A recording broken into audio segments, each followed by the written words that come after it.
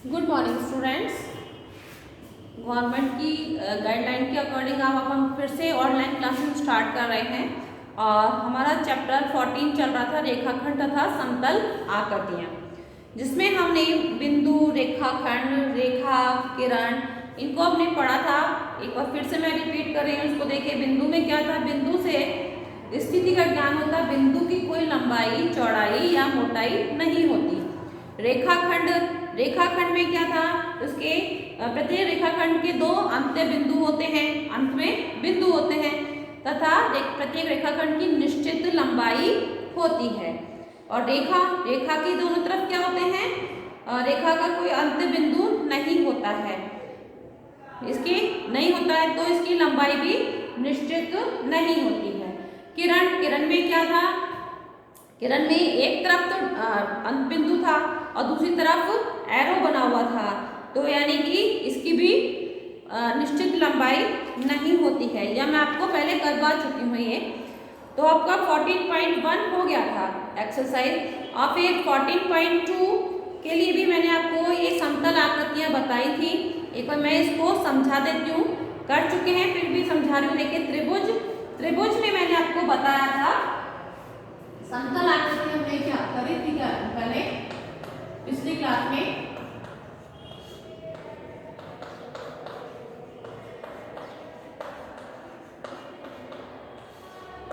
तो इसमें क्या है, समतल आकृतियों में फर्स्ट है त्रिभुज। त्रिभुज क्या होता है, त्रिभुज की तीन भुजाएं होती हैं, जो आप लिख चुके हैं। इसमें त्रिभुज का मैंने आपको लिखवाया भी था।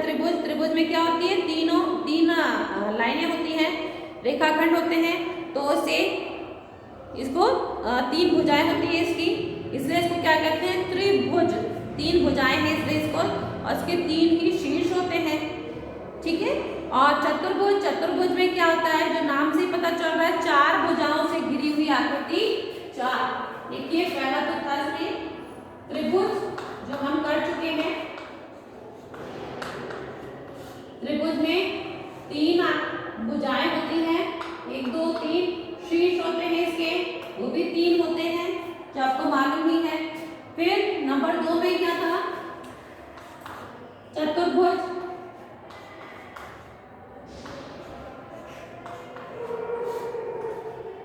चतुर्भुज नाम से ही पता चल रहा है, चार भुजाएं, जिसकी चार भुजाएं कैसी भी हो सकती हैं, जैसे ये भी है। तो चतुर्भुज चार भुजाओं से घिरी आकृति, 1 2 3 4, चार भुजाओं से घिरी आकृति क्या कहलाती है, चतुर्भुज कहलाती है। इसकी भुजाएं क्या है, देखो ये क ख ग घ, तो इसकी भुजाएं क्या है, क ख ग घ और ग घ, ये इसकी भुजाएं हो गई। इसके शीर्ष क्या हो गए, शीर्ष हो गए इसके क ख ग घ। और इसके विकर्ण किसको बोलते हैं, ये इसके विकर्ण कहलाते हैं। जो सामने की जो कॉर्नर है, तो उनको जब हम मिलाएंगे तो वो क्या कहलाएगा, आमने सामने। आयत, जैसे आयत है, ये कोई सी भी चतुर्भुज जो भी है, किसी चतुर्भुज के आमने सामने के शीर्षों को मिलाने वाले रेखाखंड को क्या कहते हैं, विकर्ण कहते हैं। आमने सामने के जो शीर्ष है उसको मिलाएंगे तो क्या कहलाएगा, वो विकर्ण कहलाता है। फिर नंबर 3 में आयत है। आयत में ये भी एक तरह का चतुर्भुज है, लेकिन इसकी आमने सामने की भुजाएं बराबर हैं। इसे इसके बराबर है, ये इसके बराबर है, और इसके भी विकर्ण होगा। ये भी इसका विकर्ण, देखो ये भी विकर्ण है इसमें। तो आपको समझ में आ गया होगा। इसमें भी इसको नाम दे सकते हैं, क ख ग घ लिख दीजिए, भले आपकी इच्छा है, कोई वो नहीं है कि हम मैंने लिखा वही लिखना है। और ये इसका आयत का नाम हो गया, और इसके भुजाएं क ख ग घ और क घ। इसके विकर्ण क्या हो गए, क ग और घ ख, ये विकर्ण हो गए। यह आप लोग लिख चुके हैं, इसलिए मैं ज्यादा डिटेल में लिख नहीं रही हूँ। वर्ग भी आप कर चुके हैं। वर्ग में क्या होगा, उसकी चारों भुजाएं बराबर होती हैं, मालूम है ना। फिर समानांतर चतुर्भुज, वर्ग हो गया आपका नंबर 4 में। वर्ग में इसकी चारों भुजाएं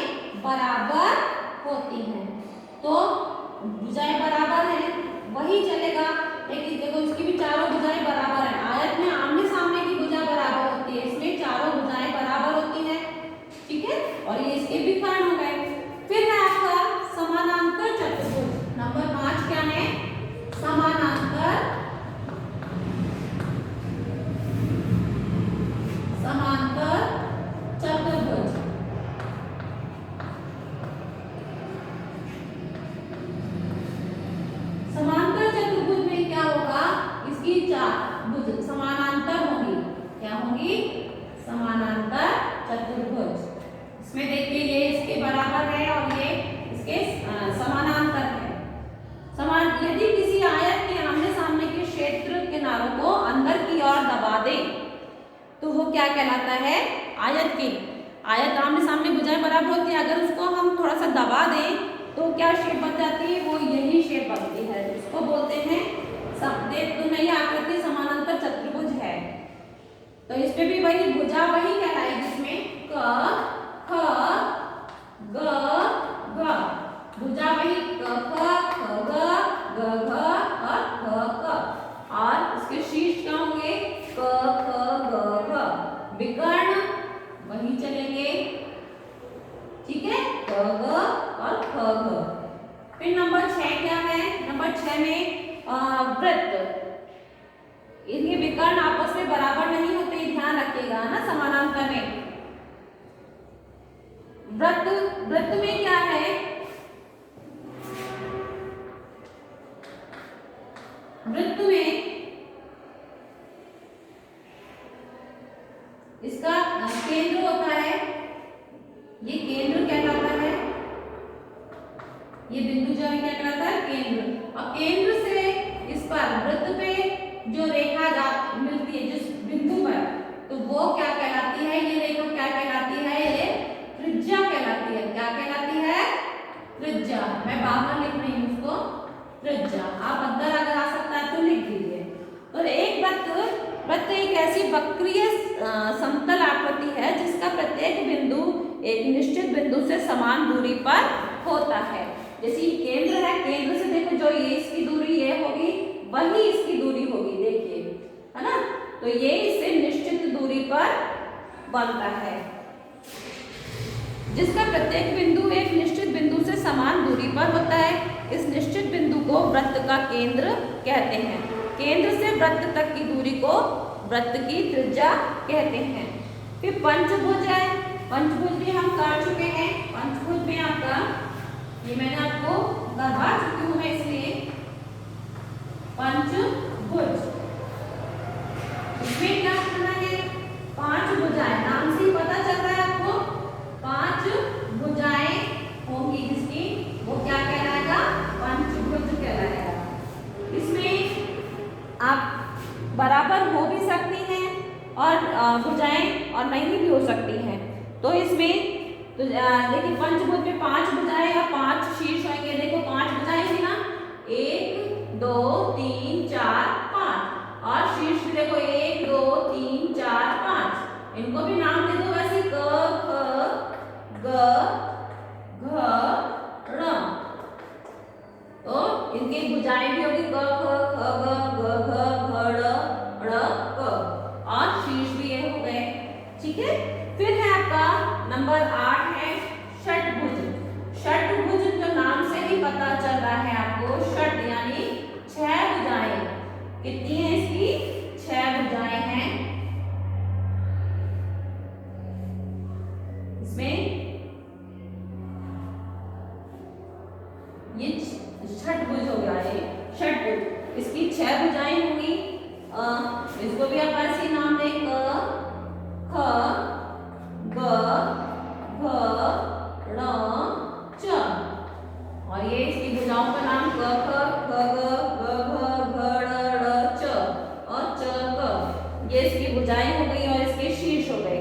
तो इस तरह से ये आपने अगर नहीं किया है तो सबसे पहले आपको ये वर्क कंप्लीट करना है। आपकी वही रनिंग क्लासेस में आपका ये चल रहा था, आई होप वाला आप लोगों ने ये सब कर लिया होगा, किया था, आपको मैंने दिया था करने के लिए। अब है इसके बाद में तल, किनारे तथा शीर्ष, आपको ये बताने हैं। ये तो आपका हो गया है, जिसको आपको अपने अगर नहीं किया तो आप करिएगा इसको। अब देखिए इसमें घनाभ, घन, घनाभ, बेलन, शंकु और वक्रतल। अब ये आपको आपकी नोटबुक पे करना है, कॉपी में आपको करना होगा। तो देखिए इसमें नंबर 1 डालेंगे, ये हेडिंग है इसकी तल, किनारे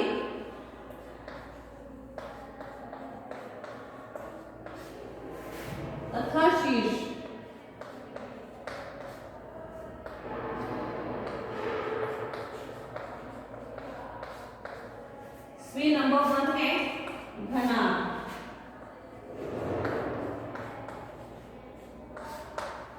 घनाभ की आमने सामने की भुजाएं आपस में बराबर होती हैं।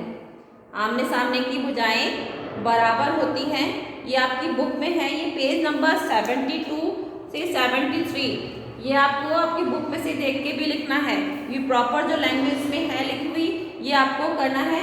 मैं आपको एक्सप्लेन कर रही हूँ। देखो घनाभ, तो देखो घनाभ को पहले अच्छे से प्रॉपर ड्रॉ करना, अच्छे से बनाना है आपको। घनाभ के लिए पहले आपको एक आयत बनाना होगा,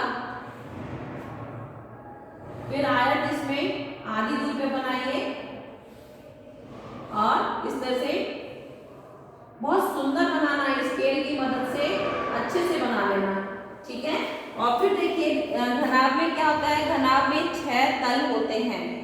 क्या होते हैं, देखिए ये क्या कहलाता है, इनका शीर्ष कहलाता है। क्या कहलाता है, शीर्ष। ये सारे इसके क्या है, जो कॉर्नर्स हैं वो क्या कहलाते हैं, शीर्ष कहलाते हैं, ठीक है। तो और फिर किनारे, ये किनारे कहलाते हैं। ये तो शीर्ष है और ये क्या है, किनारा। क्या है, किनारा। तो देखिए किनारा कितना है, 1 2 3 4 5 6 7 8 9 10 11 12। कितने हैं किनारे इसमें, 12 हैं किनारे। और शीर्ष कितने हैं और तल कितने हैं, तल देखिए, तल 1 2 3 4 5 6, इसके तल कितने होंगे, 6 होंगे। तो इस तरह से आपको अब ये बुक में से देख के लिखेंगे। फिर नंबर 2 क्या है आपका, घन। घन बनाने के लिए आपको क्या करना पड़ेगा, वर्ग को बनाएंगे, वर्ग बनाइए। इसी तरह से इसी नाप का फिर दूसरा वर्ग बनाओ और इसको इस तरह से जोड़ दो, तो ये वर्ग बन जाएगा। वर्ग में भी वही शीर्ष, देखो ये सारे जो कॉर्नर है वो क्या कहलाते हैं, शीर्ष कहलाते हैं। ये शीर्ष, ये सब क्या है, शीर्ष है ये। और किनारे, ये किनारा है। तो ये आपको लिखना होगा प्रॉपर। आपकी बुक में पूरा ड्रॉ किया हुआ है, लेकिन मैंने आपको बनाने का तरीका बताया है, किस तरह से आपको बनाना है और फिर ये आपको लिखना होगा, ठीक है। तो इसमें भी 6 तल होते हैं, 8 शीर्ष होते हैं और 12 किनारे होते हैं। नंबर 3 क्या है, बेलनाकार। नंबर 3 बेलनाकार। बेलन है ये, बेलन की आकृति कैसी होती है, बेलनाकार। ये बेलनाकार आकृति है।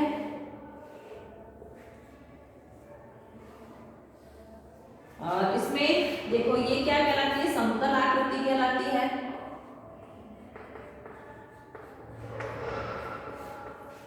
ये किनारे हैं, ये वक्र तल कहलाता है, ये वक्र तल।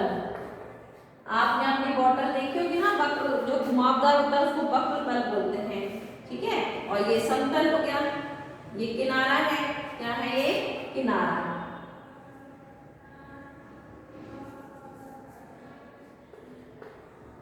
ठीक है। तो इस तरह से ये हो गया। फिर है नंबर 4। नंबर 4 में है आपको शंकु।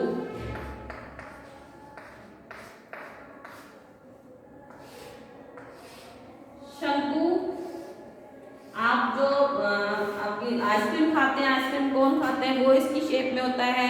आप अपनी बर्थडे कैप लगाते हैं, जन्मदिन मनाते हैं ना, तो उसमें कैप लगती है, वो भी क्या होती है, इसी शेप में होती है, शंकु की शेप में होती है। तो शंकु के देखो 2 तल होते हैं, समतल और वक्र तल। इसमें भी देखो ये तो समतल होता है, प्लेन, और ये वक्र होता है, वक्र तल होता है, वक्र तल, जिसमें घुमाव होता है ना, जैसे आपकी पानी की बोतल होती है तो घुमाव होता है, तो वो वक्र तल कहलाता है। शीर्ष, शंकु में केवल एक शीर्ष होता है, ये शीर्ष है इसका। और ये आपको समझ में आ ही गया होगा, वक्रतल और समतल।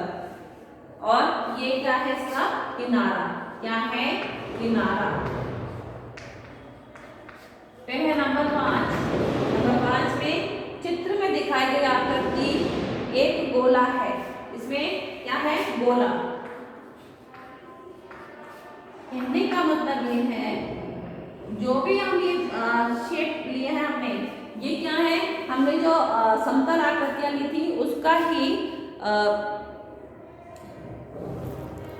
ये समतल आकृतियां जो हैं उनका ही ठोस रूप है ये। जैसे वर्ग का ठोस रूप क्या है, ये है। और घनाभ आयताकार का, आयत का ठोस रूप ये है। ठीक है, तो इस तरह से ये सिलेंडर हो गया, विशंकु। वृत्त का ठोस रूप क्या है, ये गोला। अब गोला में होने में केवल वक्र तल होता है, गोले में क्या होता है, वक्र तल होता है सिर्फ। ठीक है, और इसमें ना तो कोई शीर्ष होता है और ना ही किनारा होता है। तो आपका होमवर्क क्या है, पहले आज आप होमवर्क करेंगे। होमवर्क में आपको ये पेज नंबर 72-73 पर आपको ये पूरा डिटेल दिया हुआ है, ये आपको पूरा अपनी नोटबुक में करना है। तो डू पेज नंबर 72-73 ना, 273 इन नोटबुक, आपको ये नोटबुक में कंप्लीट करना है। Okay, thank you.